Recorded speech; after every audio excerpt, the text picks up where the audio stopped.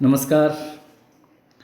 Lal Bahadur Shastri college of arts science and commerce Satara या महाविद्यालयातील समाजशास्त्र विभाग आयोजित फॅकल्टी एक्सचेंज या उपक्रमांतर्गत कार्यस्थळी होणारा स्त्रियांचा छळ या विषयावरती आयोजित या कार्यशाळेमध्ये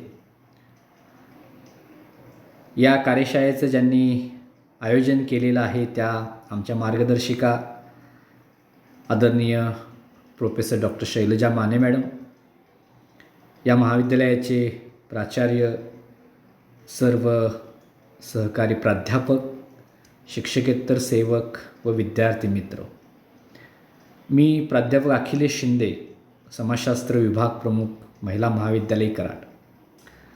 आज आपण या ठिकाणी कार्यस्थळी होणारा स्त्रियांचा छळ या विषयावरती चर्चा करणार आहोत. विद्यार्थी मित्र हो, आजचं आपलं हे तिसरं लेक्चर आहे. या कार्यक्रमाचा हा तिसरा आणि शेवटचा भाग आहे.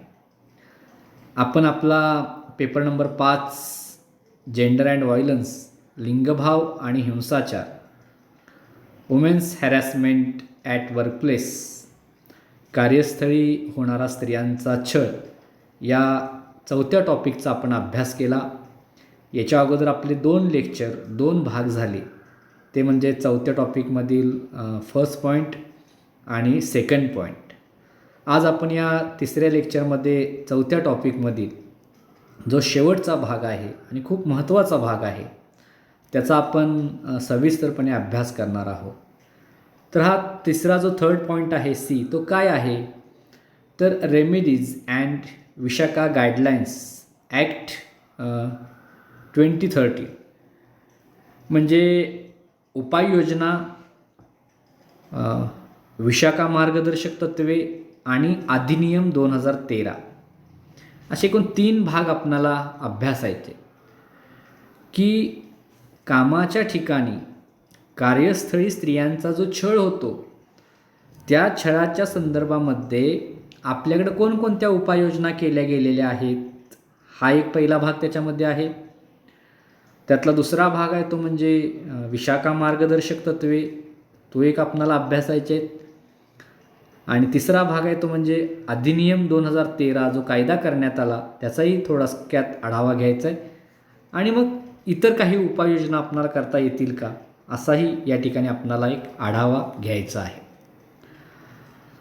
कामाच्या ठिकाणी स्त्रियांचा जो छळ होतोय, नोकरीच्या ठिकाणी स्त्रियांचा जो छळ होतोय त्या संदर्भामध्ये म्हणजे तो केवळ आपलाच प्रश्न आहे, आपल्याच राष्ट्रापुरता मर्यादित प्रश्न आहे असं अजिबात नाही, तर ते एक जागतिक समस्या आहे.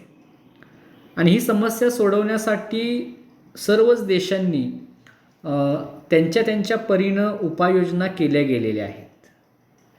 आपल्या देशामध्ये सुद्धा, आपल्या राष्ट्रात सुद्धा काही उपाययोजना केल्या गेलेल्या आहेत. काही प्रतिबंधात्मक उपाययोजना आपणही सुचवणार आहोत की कामाच्या ठिकाणी स्त्रियांचा जो काही छळ होतोय तो छळ रोखण्यासाठी भारत सरकारकडून आत्तापर्यंत कोणकोणत्या उपाययोजना केल्या गेलेल्या आहेत त्याचा एक आढावा आपण या ठिकाणी घेणार आहोत. या सगळ्यातला महत्त्वाचा भाग आहे पहिला, तो म्हणजे राज्यघटनात्मक उपाययोजना. कार्यस्थळी होणारा स्त्रियांचा जो छळ आहे त्याच्याशी संबंधित भारतीय राज्यघटनेमध्ये डायरेक्ट म्हणजे प्रत्यक्ष अशी उपाययोजना दिलेली नाही. मला काय म्हणायचं आहे लक्षात घ्या. म्हणजे कामाच्या ठिकाणी स्त्रियांचा छळ होऊ नये अशी डायरेक्ट कोणती उपाययोजना दिलेली नाही, परंतु इनडायरेक्टली त्याच्यातून तेच अभिप्रेत होतं. म्हणजे राज्यघटना बनवताना किती त्याच्यामध्ये दूरदृष्टी ठेवलेली होती, विशेषतः डॉक्टर बाबासाहेब आंबेडकरांची जी दूरदृष्टी होती ती दूरदृष्टी आपणाला या ठिकाणी प्रत्येक शब्दागणिक आपणाला ती जाणवते. त्या राज्यघटनेचं महत्त्व, तिची उपयोगिता हे आज आपणाला कळून येते. म्हणजे एवढी दूरदृष्टी त्यावेळेला आंबेडकरांनी पाहिलेली होती. स्त्री पुरुष समानता प्रस्थापित होण्याच्या दृष्टीनं उपयुक्त ठरतील अशा काही बाबी, अशा काही म्हणजे कायदे हे केले गेलेले आहेत. आणि राज्यघटनेमध्ये याचा जो तरतूद करण्यात आलेली आहे ती आपण या ठिकाणी अभ्यासणार आहोत. त्यातला पहिला भाग आहे तो म्हणजे मूलभूत हक्क. म्हणजे भारतीय राज्यघटनेच्या 3ऱ्या भागामध्ये कलम 12 ते 35 या अंतर्गत, म्हणजे कलम 12 ते 35 मध्ये पुरुषांच्या बरोबरीनं स्त्रियांना देखील काही मूलभूत हक्क देण्यात आलेले आहेत. कोणकोणते आहेत ते मूलभूत हक्क? तर त्याच्यामध्ये समतेचा हक्क, स्वातंत्र्याचा हक्क, शोषणाविरुद्धचा हक्क, धार्मिक स्वातंत्र्याचा हक्क, सांस्कृतिक व शैक्षणिक हक्क असे हे हक्क, मूलभूत हक्क त्या ठिकाणी देण्यात आलेले आहेत. त्यापैकी कलम 14 नुसार कायद्यापुढे सर्व व्यक्तींना समान मानलं गेलेलं आहे, मग ते स्त्री असो किंवा पुरुष असो. कलम 15 नुसार धर्म, जात, वंश, लिंग, जन्मस्थळ या आधारावर कोणत्याही प्रकारचा भेदभाव केला जाणार नाही अशी एक महत्त्वाची तरतूद त्या ठिकाणी करण्यात आलेली आहे. कलम 21 नुसार व्यक्तीचे म्हणजे कोणत्याही व्यक्तीचे वैयक्तिक व जीवित स्वातंत्र्य हिरावून घेतले जाणार नाही ही एक महत्त्वाची तरतूद त्या ठिकाणी करण्यात आलेली आहे. आणि कलम 23 नुसार मानवाचा दुर्व्यापार व वेठबिगारी प्रथेस बंदी घातलेली आहे. आता हे सर्व मूलभूत हक्क आपल्या भारतीय राज्यघटनेच्या 3ऱ्या भागातील कलम 12 ते 35 मध्ये दिले गेलेले आहे. हे हक्क या देशातील सर्व नागरिकांना दिले गेलेले आहेत. ते पुरुषांना जसे लागू होतात तसेच्या तसे ते स्त्रियांनाही लागू होतात. आणि भारतीय राज्यघटनेने आपण आपल्या देशाला 15 ऑगस्ट 1947 रोजी स्वातंत्र्य मिळालं आणि आपण 1950मध्ये आपल्या राज्यघटनेचा आपण स्वीकार केला. आणि या राज्यघटनेनं काही घटनात्मक तरतुदी केल्या आणि या घटनात्मक तरतुदी केल्यामुळंच या भारतातील प्रत्येक घटकाला त्यांच्या सुरक्षिततेची हमी मिळाली, त्यांच्या विकासाची संधी उपलब्ध झाली आणि त्याचाच फायदा हा स्त्रियांना देखील झाला.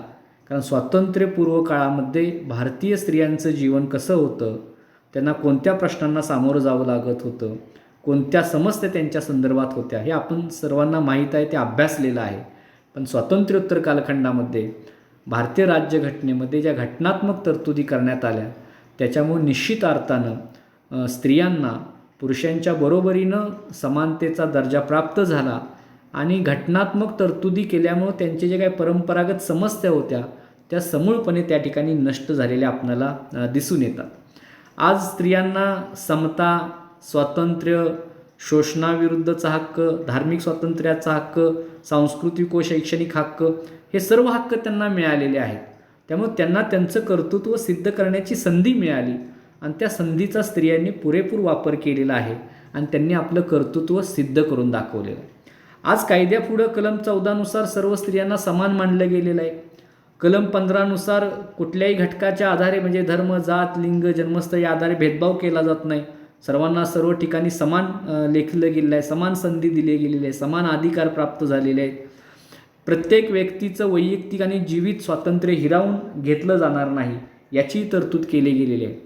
मानवाचा दुर्व्यापार म्हणजे काहीतरी मनुष्याचा, मग स्त्री असो किंवा पुरुष असो, त्यांचा व्यापार किंवा वेठबिगारीस प्रथा म्हणजे वेठबिगारीची प्रथा भारतामध्ये प्रचलित होती, महाराष्ट्रामध्ये सुद्धा होती. म्हणजे पिढ्यानपिढ्या काही लोकांना वतनदार, जहागीरदार यांच्या घरामध्ये वेठबिगार म्हणून कामाला ठेवलं जात होतं. म्हणजे गुलामांप्रमाणे त्यांची वागणूक त्यांना वागवलं जात होतं. परंतु आता कलम 23 नुसार त्याला या प्रथेलाच बंदी घातली गेलेली आहे. त्यामुळे हे मूलभूत हक्क प्राप्त झाल्यानं निश्चित अर्थानं स्त्रियांना एक संधी मिळाली त्यांच्या व्यक्तिमत्व विकासाची. आणि दुसऱ्या बाजूने विचार केल्यानंतर त्यांचा जो काही छळ होत होता कामाच्या ठिकाणी त्यांचा जो छळ होता त्या छळाला सुद्धा प्रतिबंध ठरण्यासाठी या सर्व तरतुदी अत्यंत उपयुक्त ठरलेल्या आपणाला दिसून येतात. त्यामुळे उपाययोजनांमध्ये पहिला जो भाग आहे मूलभूत हक्क, तोही या ठिकाणी प्राधान्यानं आपणाला विचारात घ्यावा लागतो. भारतीय राज्यघटनेतील दुसरा महत्त्वाचा भाग आहे तो म्हणजे मार्गदर्शक तत्त्वे.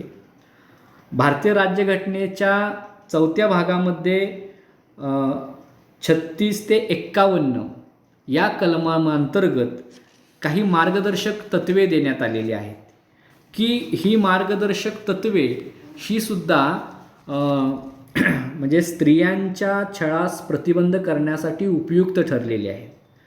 तर कोणती त्यातली तत्त्वे आहेत तर कलम 39 की कलम 39 नुसार स्त्री पुरुषांना समान काम समान वेतन, म्हणजे एकच काम तुम्ही करताय तर त्या ठिकाणी भेदभाव केला जाणार नाही. पुरुषांच्या बरोबरीनं स्त्रियांना त्या ठिकाणी समान वेतनाची तरतूद देण्यात आलेली आहे. आणि कलम 42 नुसार राज्याने कामधंद्याच्या बाबतीत न्याय आणि माणुसकीचे वातावरण निर्माण करावे, म्हणजे त्या राज्याला ते अधिकार दिलेत की ज्या ज्या ठिकाणी स्त्री पुरुष काम करतात त्या कामाच्या ठिकाणी न्याय म्हणजे कोणावरती अन्याय होणार नाही आणि एक माणुसकी मानवता हे वातावरण त्या ठिकाणी निर्माण केलं गेलं पाहिजे. आणि तसंच स्त्रियांना सगळ्यात महत्त्वाचं म्हणजे त्यांच्या बाळंतपणासाठी त्यांना मदत देण्याची एक व्यवस्था निर्माण करावी असंही तरतूद करण्यात आलेली होती. आणि त्याचाच परिणाम 1976 साली एक अधिनियम मंजूर करण्यात आला, तो म्हणजे समान वेतन अधिनियम. आणि दुसरा आहे तो म्हणजे 1961 सालीच तो मंजूर करण्यात आलेला होता, तो म्हणजे प्रसूती लाभ अधिनियम. म्हणजे महिला कुठेही काम करत असतील, विशेषतः संघटित क्षेत्रामध्ये किंवा काही ठिकाणी असंघटित क्षेत्रामध्ये सुद्धा, तर त्यांना बाळंतपणांसाठी म्हणजे प्रसूतीच्या रजा घेता येते 6 महिन्याची आणि त्याच्या कालावधीमध्ये त्यांना सर्व लाभ दिले जातात. त्यांचं जे काही वेतन असेल ते वेतन दिलं जातं.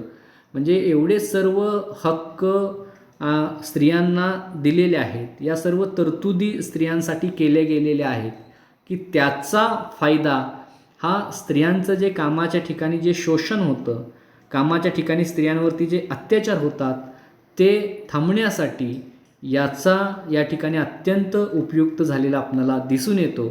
त्यामुळं या राज्यघटनात्मक ज्या उपाययोजना आहेत, मूलभूत हक्क आणि मार्गदर्शक तत्त्वे, मी सुरुवातीला सांगितलं की थेट राज्यघटनेमध्ये जरी असा उल्लेख नसेल की कामाच्या ठिकाणी होणारा स्त्रियांचा छळाला प्रतिबंध, पण हे जे हक्क आणि मार्गदर्शक तत्त्वे जी त्या ठिकाणी तरतूद करण्यात आली त्याचा निश्चित स्त्रियांचा कामाच्या ठिकाणी होणारा जो छळ आहे त्यास प्रतिबंध घालण्यासाठी हे अत्यंत उपयुक्त ठरलेले आहेत. यानंतरचा दुसरा भाग आपल्याला विचारात घ्यावा लागेल तो म्हणजे भारतीय दंड संहितेमधील तरतुदी. म्हणजे आपल्याकडे जी दंड संहिता आहे तर त्याच्यानुसार कोणतं वर्तन हे म्हणजे गुन्हास्वरूपी हे ठरवलं गेलेलं आहे आणि कोणतं वर्तन मग त्या गुन्ह्याची गंभीरता त्याच्यानुसार ठरवली जाते आणि मग त्या गुन्ह्याच्या गंभीरतेनुसार त्याच्यावरती ते दंडसंहितेमधील कलम किंवा ती तरतूद लागू केली जाते. एक महत्त्वाच्या 3 बाबी या भारतीय दंडसंहितेमधील ज्या अत्यंत महत्त्वाच्या आहेत की या ठिकाणी त्या नमूद केलेल्या आहेत. त्यातली पहिली तरतूद अशी आहे की कलम 354 नुसार स्त्रियांची छेड काढणे म्हणजे स्त्रियांची छेडछाड करणे, म्हणजे त्याच्यामध्ये विनयभंग, छेडछाड ह्या सर्व गोष्टी ज्या आल्या, आपण दुसऱ्या भागामध्ये जे सांगितलेलं होतं लैंगिक छळाच्या संदर्भामध्ये, तर याच्यामध्ये छेड काढणे हा दखलपात्र गुन्हा ठरवण्यात आलेला आहे आणि त्यासाठी जो आरोपी आहे त्या आरोपीला 2 वर्षाचा कारावास आणि दंड अशा दोन्ही प्रकारची शिक्षा होऊ शकते. याचा परिणाम काय झाला तर स्त्रियांची जी छेडछाड केली जाते ती छेडछाड केल्यामुळं असा दखलपात्र गुन्हा नोंद होतो, शिक्षा होते. यामुळं स्त्रियांच्यावरील छेडछाडीचं प्रमाण कमी झाल्याचं आपणाला दिसून येतं. दुसरं आहे कलम 376 की कलम 376 नुसार बलात्कार जर एखाद्या स्त्रीवरती जर झाला असेल तर त्या आरोपीस किमान 7 ते 10 वर्ष कारावास किंवा जन्मठेप अशा प्रकारच्या शिक्षेची तरतूद त्या ठिकाणी करण्यात आलेली आहे. याच्यामध्ये काही महत्त्वाचे बदलसुद्धा नंतर करण्यात आलेले आहेत. म्हणजे स्त्रीच्या इच्छेविरुद्ध सार्वजनिक सेवकाने जर लैंगिक संबंध प्रस्थापित केले असतील किंवा तिच्या कामाच्या ठिकाणी तिच्या इच्छेविरुद्ध लैंगिक संबंध प्रस्थापित केले असतील तरीसुद्धा त्यांना याच शिक्षेला सामोरं जावं लागतं.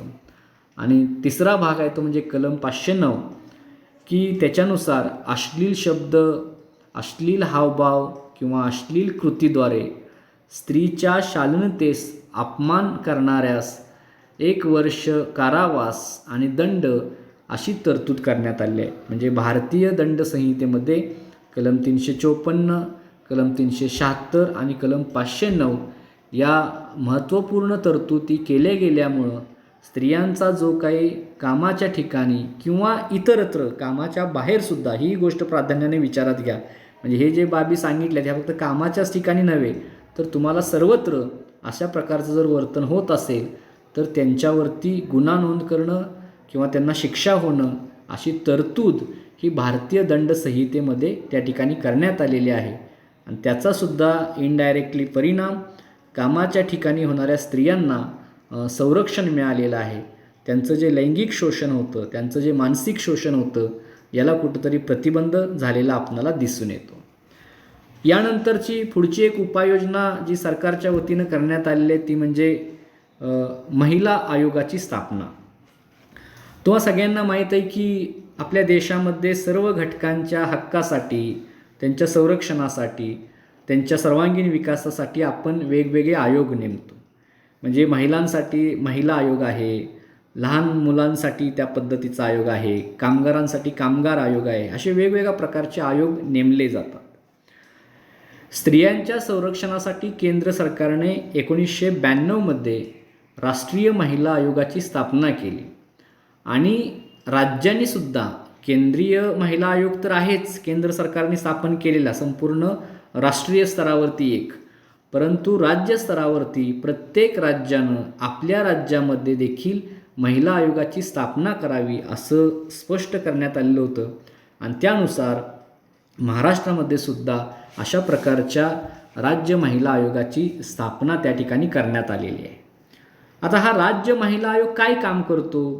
आपण कधीतरी न्यूजमध्ये ऐकतो ना की समजा गेल्या 2 वर्षांपूर्वी जी नगर जिल्ह्यामध्ये कोपर्डीमध्ये जी घटना घडली तर आपण टी व्हीवरती पाहिलं की त्या संबंधित स्त्रीच्या, त्या मुलीच्या, भगिनीच्या बाबतीत जी घटना घडली तर तिच्या त्या कुटुंबियांचं भेट घेण्यासाठी महिला आयोगाचे सदस्य आले होते. महिला आयोगाने त्या ठिकाणी भेट दिली, ती घटना सगळी समजावून घेतली. नेमकं महिला आयोग ही काय गोष्ट आहे हे आज आपण या ठिकाणी समजून घेणार आहोत. आणि महिला आयोग कशा पद्धतीनं कामाच्या ठिकाणी स्त्रियांचे जे शोषण होतं ते थांबवण्यामध्ये कशी महत्त्वाची भूमिका पार पाडू शकतो हेही आपण अभ्यासणार आहोत. स्त्रियांच्या संरक्षणासाठी ज्या काही घटनात्मक आणि कायदेशीर तरतुदी करण्यात आलेल्या आहेत त्या घटनात्मक आणि कायदेशीर तरतुदींचा अभ्यास करून त्यांच्यावरती देखरेख ठेवणे व त्यांचे पुनरावलोकन करून त्याच्यामध्ये दुरुस्त्या करणे हे काम या महिला आयोगाच्या मार्फत पार पाडलं जातं. म्हणजे महिला आयोगाची केंद्र सरकारकडून केंद्रीय स्तरावरती आणि राज्य सरकारकडून राज्य स्तरावरती असे 2 आयोग नेमले जातात. त्या महिला आयोगामध्ये काही महिला सदस्यांची नेमणूक केली जाते की ज्यांनी सार्वजनिक क्षेत्रामध्ये, सामाजिक जीवनामध्ये उल्लेखनीय काम केलेलं आहे, त्यांना या क्षेत्रामध्ये अनेक वर्षांचा अनुभव आहे. अशा या क्षेत्रातील ज्येष्ठ अनुभवी महिला सदस्यांची नेमणूक केली जाते. मग त्याच्यामध्ये पुन्हा अध्यक्ष, त्या कार्यकारिणी ही सगळी समिती असते. आणि मग त्यांनी कशा पद्धतीनं कार्य करायचं तर त्याची कोणकोणती कार्य करायची तर त्यातलं हे पहिलं कार्य आहे की या महिला आयोगानं काय करायचं तर स्त्रियांच्या संरक्षणासाठी केलेल्या ज्या घटनात्मक व कायदेशीर तरतुदी आहेत त्याचा अभ्यास करून त्यांच्यावर देखरेख ठेवणं व त्यांचे पुनरावलोकन करून त्यात दुरुस्त्या करण्याचं काम या आयोगानं करायचं आहे. स्त्रियांच्या स्थितीत कशी सुधारणा करता येईल यासाठी सतत काहीतरी संशोधन करणं, म्हणजे त्या संदर्भात संशोधन करणं, त्याला चालना देणं की स्त्रियांच्या सर्वांगीण स्थितीमध्ये सुधारणा करण्यासाठी कोणकोणते उपाय करता येतील यासाठी संशोधन सुद्धा करणं ही यांची कार्य असेल किंवा जबाबदारी असेल. स्त्रियांच्या हक्कावर आक्रमण झाल्यास त्याची चौकशी करणं, म्हणजे ज्या ठिकाणी स्त्रियांच्यावरती अन्याय झाला, शोषण झालं, त्यांचे हक्क डावलले गेले, मग हे कुठं एखाद्या स्त्रियांनी तक्रार केली तर, किंवा त्यांना बाहेरून जरी कुठून जरी समजलं तरीसुद्धा त्याची चौकशी करण्याचा अधिकार हा महिला आयोगाला देण्यात आलेला आहे. स्त्रियांच्या तक्रारी व त्यांची जी गाऱ्हाणे आहे, त्यांचे प्रश्न आहेत, सोडवण्यासाठी त्या स्त्रिया जे काही अर्ज करतात त्या अर्जांचा अत्यंत बारकाईनं अभ्यास करून त्याची चौकशी करून त्याच्यावरती कारवाई करणे. गरजू ज्या महिला आहेत, ज्यांना कायदेविषयक व इतर बाबतीमध्ये मदत करणं. आजही आपल्याकडे अनेक महिला आहेत की ज्यांना कायद्यांविषयी अज्ञान आहे, कुठं जायचं, कोणाकडं दाद मागायची याविषयी त्यांना प्रॉपर माहिती नाही आहे. तर अशा गरजू महिलांना कायदेविषयक व इतर बाबतीत मदत करणे हे देखील एक महत्त्वाची बाब आहे. त्यानंतरचा पुढचा महत्त्वाची बाब आहे ती म्हणजे स्त्रियांचा सन्मान वाढवण्यासाठी जनजागृती करणे. म्हणजे एकूणच समाजामध्ये स्त्रियांचा दर्जा उंचावला पाहिजे, स्त्रियांकडे पाहण्याचा समाजाचा दृष्टिकोन बदलला पाहिजे, त्यांना सन्मान मिळवला पाहिजे. आणि यासाठी समाजामध्ये जनजागृती करणं, अवेअरनेस प्रोग्रॅम राबवणं, वेगवेगळे उपक्रम राबवणं हे कामसुद्धा या महिला आयोगाच्या वतीनं केलं जातं. म्हणजे ज्या ज्या ठिकाणी स्त्रियांवरती अन्याय होतात, अत्याचार होतात, अशा जर पीडित स्त्रिया असतील, खरं तर सर्व स्त्रिया याच्यामध्ये येतात, पण आपण संदर्भ फक्त कोणता घेतो आहे, कामाच्या ठिकाणी जर स्त्रियांवरती अन्याय अत्याचार होत असतील तर त्या स्त्रिया या महिला आयोगांकडं दाद मागू शकतात. आणि मग महिला आयोग त्या सर्व घटनांची सखोल चौकशी त्या ठिकाणी केली जाते. जे आरोपी आहेत ते शोधण्याचे प्रयत्न केले जातात आणि त्यांच्यावरती गुन्हा नोंद केला जातो, त्यांना शिक्षा त्या ठिकाणी केली जाते. आणि पीडित व्यक्तींना म्हणजे महिला आयोग असा चौकशी करून न्यायालयाला जी माहिती आवश्यक आहे, ज्या गोष्टी आवश्यक आहेत ते सत्य समोर मांडण्यासाठी त्यांच्याकडून प्रयत्न केले जातात. आणि पीडित महिलेला त्या ठिकाणी न्याय मिळवून देण्यासाठी हा महिला आयोग कार्यरत असताना आपणाला दिसून येतो. त्यानंतरचा पुढचा महत्त्वाचा भाग आहे तो म्हणजे विशाखा मार्गदर्शक तत्त्वे. आता मुळात विशाखा मार्गदर्शक तत्त्वे म्हणजे काय, कशाला म्हणायचं विशाखा मार्गदर्शक तत्त्वे, त्याची पार्श्वभूमी काय आणि कोणकोणती ही मार्गदर्शक तत्त्वे आहेत, अशा 3 टप्प्यांमध्ये आपणाला हा विशाखा मार्गदर्शक तत्त्वे समजून घ्यायचे. तर त्याचा साधा आणि सोपा असा अर्थ आहे की कामाच्या ठिकाणी स्त्रियांच्या होणाऱ्या लैंगिक छळास प्रतिबंध करण्यासाठी भारतातील सर्वोच्च न्यायालयाने 1997मध्ये जी मार्गदर्शक तत्त्वे घालून दिली त्यालाच विशाखा मार्गदर्शक तत्त्वे असं म्हणतात. म्हणजे 1997मध्ये सर्वोच्च न्यायालयानं काही मार्गदर्शक तत्त्वे घालून दिली. कशासाठी, की कामाच्या ठिकाणी स्त्रियांचं जे शोषण होते, जे अत्याचार होत आहेत, जे लैंगिक छळ होते त्याला प्रतिबंध करण्यासाठी न्यायालयानंच काही तत्त्वे घालून दिली.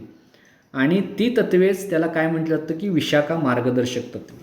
मग त्या तत्त्वांना ज्या न्यायालयानं जी तत्त्वे घालून दिली त्याला विशाखाच का म्हणायचं, तर त्याचाही अर्थ लक्षात घ्या. ही घटना राजस्थान राज्यातील आहे, त्याची पार्श्वभूमी समजून घ्या विशाखा मार्गदर्शक तत्त्वांची.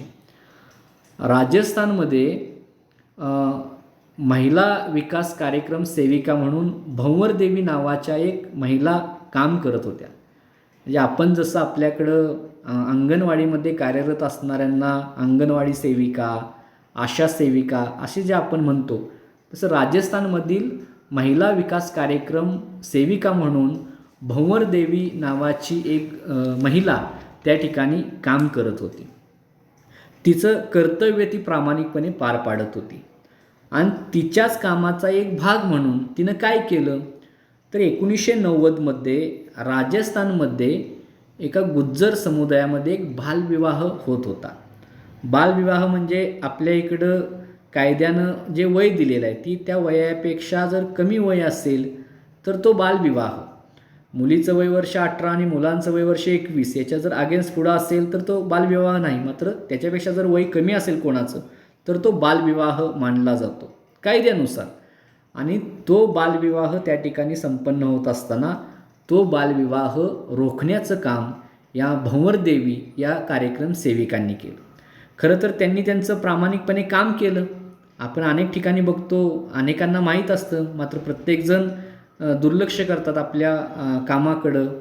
मात्र भंवरदेवी यांनी प्रामाणिकपणे आपलं काम केलं आणि त्यांनी तो बालविवाह रोखला. याचा परिणाम असा झाला की जो गुज्जर समुदाय होता, गुज्जर समुदाय म्हणजे राजस्थानमधली ते गुज्जर जात आहे, तो एक समुदाय आहे. तो तिथला डॉमिनंट क्लास आहे, म्हणजे प्रभावी वर्ग आहे तिथला, तो प्रभावी जात आहे ती तिथलं. आणि मग त्या चिडलेल्या लोकांनी काय केलं, तर चिडलेल्या लोकांनी त्या भंवरदेवीवरती बलात्कार केला. धक्कादायक बाब अशी आहे की या भंवरदेवींवरती वारंवार त्यांनी त्या ठिकाणी बलात्कार केला. आणि या विरोधामध्ये भंवरदेवी यांनी राजस्थान उच्च न्यायालयामध्ये त्यांनी अपील केलं, आपल्यावरती अन्याय अत्याचार झाला आहे असा. आणि दुर्दैवाची बाब असं की राजस्थान उच्च न्यायालयाने पुराव्याच्या अभावी त्या गुज्जर समुदायातील सर्व आरोपींना निर्दोष आरोपी म्हणून त्या ठिकाणी निर्दोष म्हणून त्यांना त्या ठिकाणी मुक्त केलं. आता हा निर्णय तसा तर चुकीचा होता, सगळ्यांना माहीत होतं, पण बोलणार कोण? परंतु याच्या विरोधामध्ये आवाज उठवला, आणि तो आवाज उठवला तो म्हणजे विशाखा नावाच्या स्वयंसेवी संस्थेनं या सर्वोच्च न्यायालयाच्या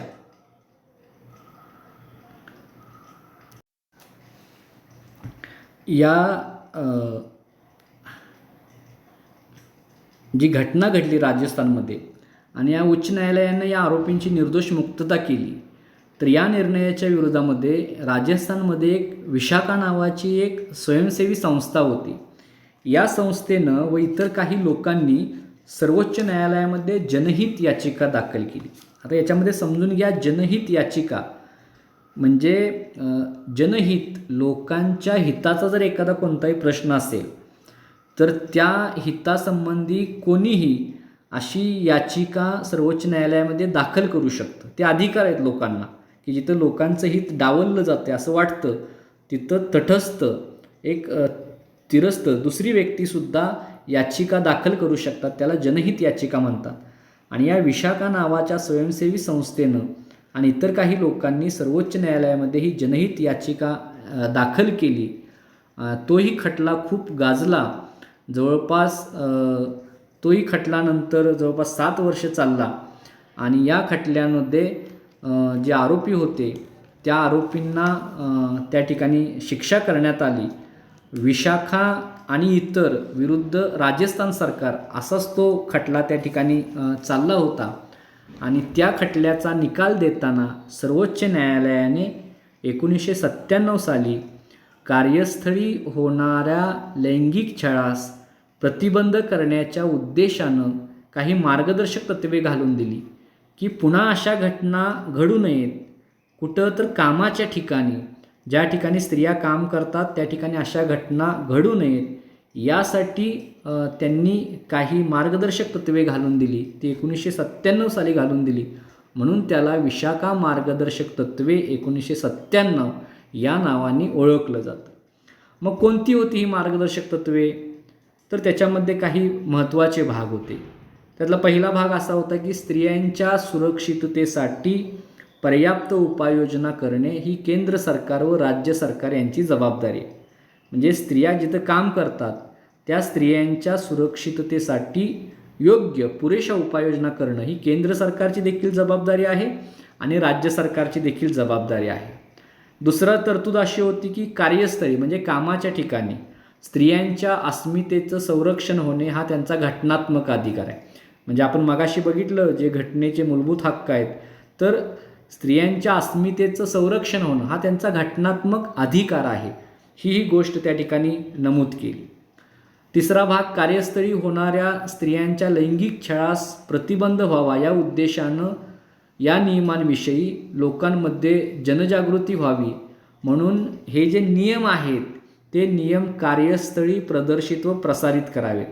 म्हणजे कामाच्या ठिकाणी आपण जातो ना एखाद्या संस्थेमध्ये, सरकारी कार्यालयामध्ये, तर तिथं आपणाला लैंगिक छळास प्रतिबंध म्हणून काही नियम दिसतात बघा, किंवा लैंगिक छळ प्रतिबंध समिती त्या ठिकाणी आपणाला दिसते की जेणेकरून लोकांच्या मध्ये प्रसार व्हावा की असा एखादा कायदा आहे लैंगिक छळ केला जर स्त्रियांचा तर त्यांच्यावरती गुन्हा नोंद होतो. ही लोकांच्यामध्ये जागृती व्हावी म्हणून त्याचं प्रदर्शन करावं.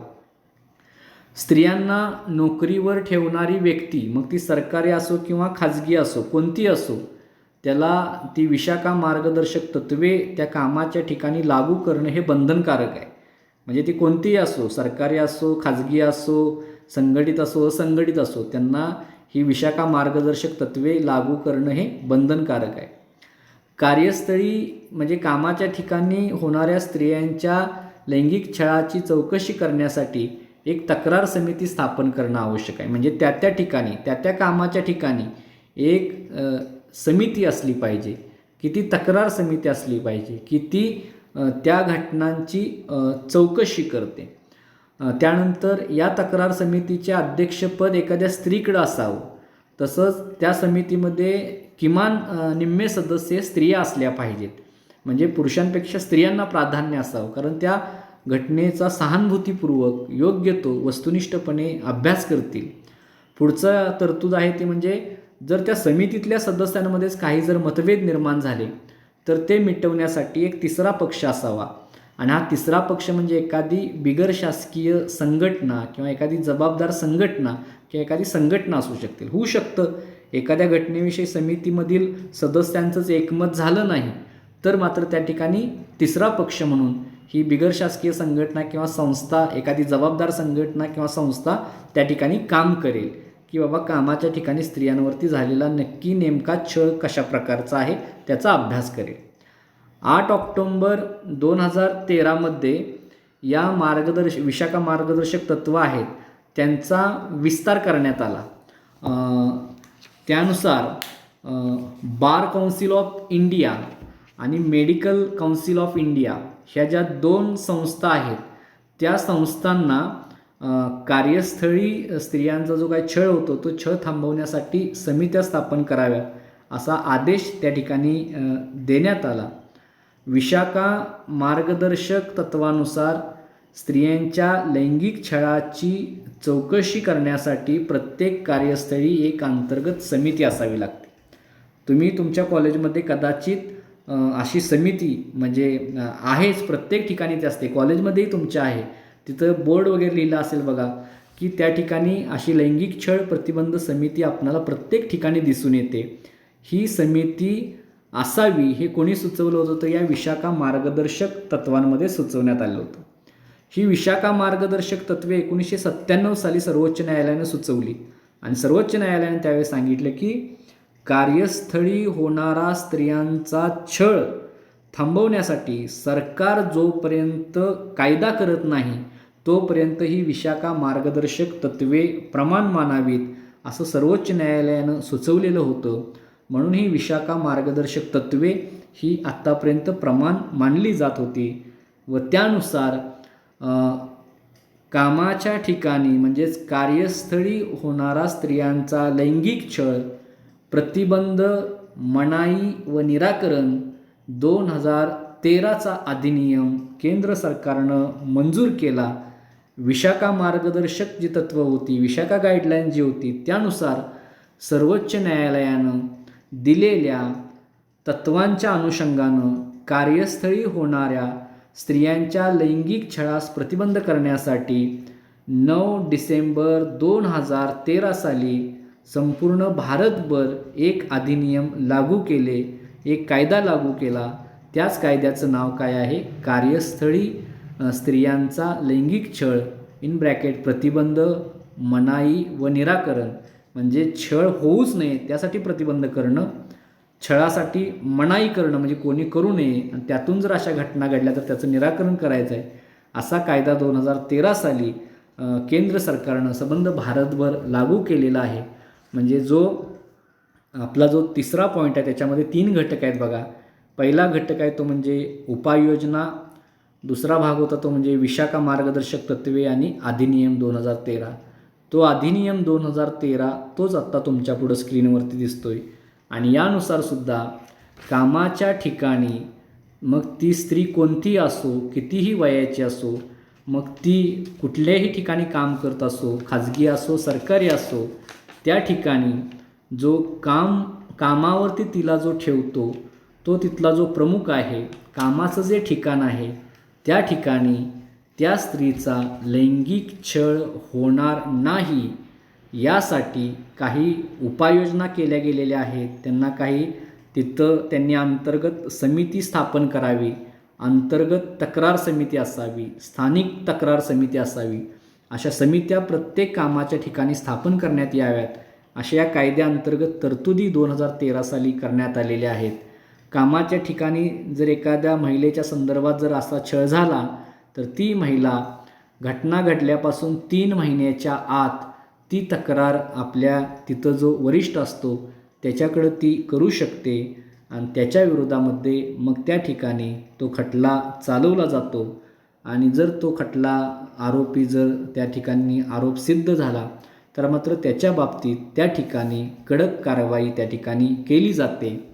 आणि दुसरी एक महत्त्वाची गोष्ट याच्यामध्ये, जर समजा लैंगिक छळ झालेल्याची खोटी तक्रार जर कोणी केली असेल, दिशाभूल करण्याचा कोणी प्रयत्न केला असेल तर त्या ठिकाणी त्या संबंधित महिलेच्या विरोधात सुद्धा कारवाई करण्यासंदर्भात तरतूद या अधिनियम 2013 मध्ये करण्यात आलेले आहेत.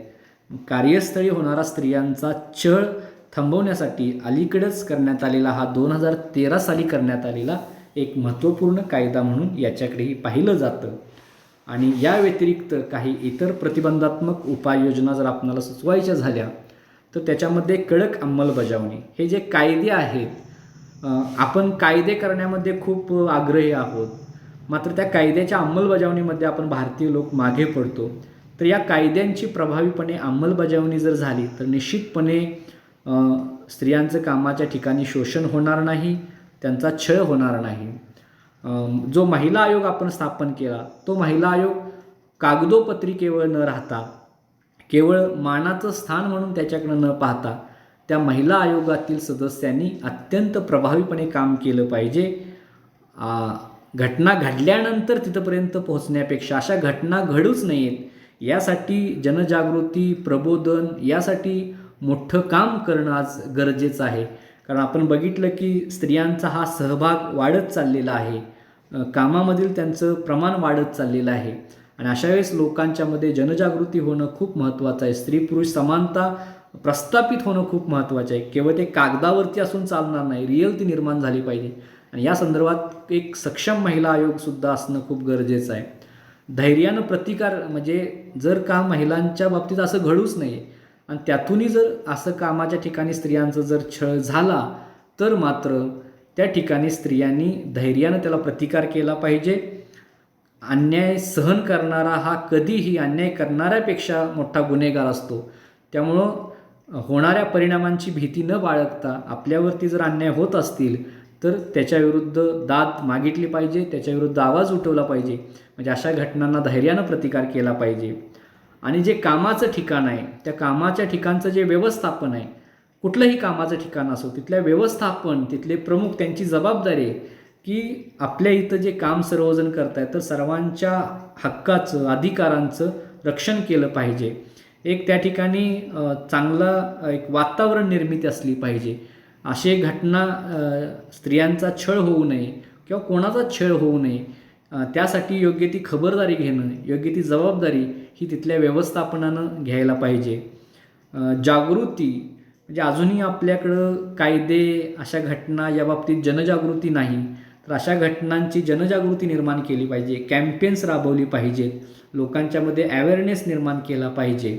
आणि शेवटचा भाग आहे तो म्हणजे संप्रेषण माध्यम, म्हणजे थोडक्यात आजची जी प्रसार माध्यम आहेत, आजची जी सोशल मीडिया आहे, या सगळ्यांचा पुरेपूर वापर करून हे जे कामाच्या ठिकाणी स्त्रियांचा जो छळ होतोय, किंबहुना मी त्याच्या पुढं जाऊन असं म्हणेन की जी मानसिकता आहे, स्त्री पुरुष असमानता मानणारी, स्त्रियांना दुय्यम लेखणारी, स्त्रियांना कमी लेखणारी, स्त्रियांना हीन लेखणारी, ही मानसिकता कुठंतरी खोडून काढण्याचं काम आपल्या सगळ्यांना करायचं आहे. आणि त्यासाठी या संप्रेषण माध्यमांचा, या जनसंपर्क माध्यमांचा, या सोशल मीडियाचा आपणाला या ठिकाणी प्रखरपणे वापर केला पाहिजे. आणि केवळ सांगणं नाही तर ती आपली प्रत्येकाची जबाबदारी आहे. आपण माणूस म्हणून समोरच्या माणसाला योग्य तो रिस्पेक्ट दिला पाहिजे, मग तो पुरुष असो किंवा स्त्री असो. आपण आपल्या हक्कांच्या बाबतीत, अधिकारांच्या बाबतीत जसं दक्ष असतो, तसं आपण इतरांच्या हक्क आणि अधिकारांच्या बाबतीत सुद्धा दक्ष असलं पाहिजे. म्हणजे गिव्ह रिस्पेक्ट, टेक रिस्पेक्ट. म्हणजे आपण त्यांनासुद्धा रिस्पेक्ट दिला पाहिजे, आपण त्यांचा आदर केला पाहिजे. तरच खऱ्या अर्थानं अशी जर जनजागृती जर झाली आणि याच्यामध्ये तुम्ही विद्यार्थ्यांचा खूप महत्त्वाचा रोल आहे, खूप महत्त्वाची भूमिका आहे, तर निश्चित अर्थानं कामाच्या ठिकाणी जे काही स्त्रियांचे छळ होत आहेत, ते छळ या पुढील काळामध्ये थांबलेले आपल्याला दिसून येतील. आज आपण या ठिकाणी कामाच्या ठिकाणी स्त्रियांचा जो काही छळ होतो, त्या छळाविरोधात ज्या उपाययोजना विशाखा मार्गदर्शक तत्त्वे अधिनियम 2013 हा जो काही भाग होता, तो या ठिकाणी अभ्यासलेला आहे. आज आपला या लेक्चर सिरीजमधील हे आपलं 3रं लेक्चर, शेवटचं लेक्चर होतं. खरं तर धन्यवाद देतो मी आदरणीय माने मॅडम यांना की त्यांनी मला ह्या एका महत्त्वाच्या विषयावरती, खरं तर माने मॅडम यांचा व्यासंग, त्यांचं काम, इतके वर्ष त्यांनी कॉलेज, विद्यापीठ, महाराष्ट्र शासन या वेगवेगळ्या पदांवरती काम केलेलं आहे. त्यांचा अनुभव खूप मोठा आहे. माझ्यापेक्षा अधिक चांगल्या पद्धतीनं प्रभावीपणे या कन्सेप्ट त्या तुम्हाला सांगू शकतील. कदाचित हा टॉपिक शिकवताना माझ्याकडून याच्यामध्ये काही चूक झाली असेल, एखादी मिस्टेक झाली असेल, एखादा भाग सांगण्याचा राहून गेला असेल, तर निश्चित मॅडम मला त्या तुम्ही सांगाव्यात, तो तुमचा अधिकार आहे.